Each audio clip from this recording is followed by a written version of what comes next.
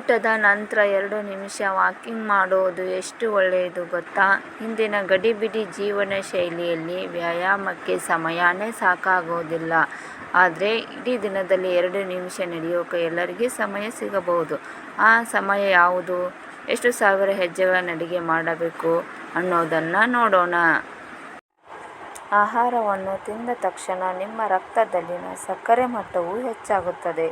ಊಟದ ನಂತರ ನೀವು ಕುಳಿತುಕೊಳ್ಳುವುದರಿಂದ ಅಥವಾ ಮಲಗುವುದರಿಂದ ನಿಮ್ಮ ದೇಹವು ಆ ರಕ್ತದಲ್ಲಿನ ಸಕ್ಕರೆ ಮಟ್ಟವನ್ನು ಕಡಿಮೆ ಮಾಡಲು ಹೆಚ್ಚು ಸಮಯ ತೆಗೆದುಕೊಳ್ಳುತ್ತದೆ. ಹೀಗಾಗಿ ಆಹಾರ ಸೇವಿಸಿದ ನಂತರ ಕೇವಲ 2 ನಿಮಿಷ ವಾಕಿಂಗ್ ಮಾಡುವುದು ಮಧುಮೇಹ ಮತ್ತು ಹೃದ್ರೋಗದಂತಹ ಕೆಲವು ಗಂಭೀರ ಆರೋಗ್ಯ ಸಮಸ್ಯೆಗಳನ್ನು ತಡೆಯಲು ಸಹಾಯ ಮಾಡುತ್ತದೆ. ಊಟದ ನಂತರ ಕೇವಲ 2 ನಿಮಿಷಗಳ ಲಘು ನಡಿಗೆಯು ಊಟದ ನಂತರ ನಿಮ್ಮ ರಕ್ತದಲ್ಲಿನ ಸಕ್ಕರೆ ಮಟ್ಟವನ್ನು ಗಣನೀಯವಾಗಿ ಕಡಿಮೆ ಮಾಡುತ್ತದೆ ಎಂದು ಅಧ್ಯಯನಗಳು ಹೇಳುತ್ತವೆ. ನೀವು ನಡೆಯುವಾಗ ಆಕಸ್ಮಿಕವಾಗಿ ಸಹ ನಿಮ್ಮ ಕಾಲು ಮತ್ತು ಕೋರ್ ಸ್ನಾಯುಗಳು ಸಂಕುಚಿತಗೊಳ್ಳಲು ಪ್ರಾರಂಭಿಸುತ್ತವೆ ಮತ್ತು ನಿಮ್ಮ ದೇಹವು ನಿಮ್ಮ ರಕ್ತದಲ್ಲಿ ತೇಲುತ್ತಿರುವ ಗ್ಲೂಕೋಸ್ ಅನ್ನು ಬಳಸಲು ಪ್ರಾರಂಭಿಸುತ್ತದೆ.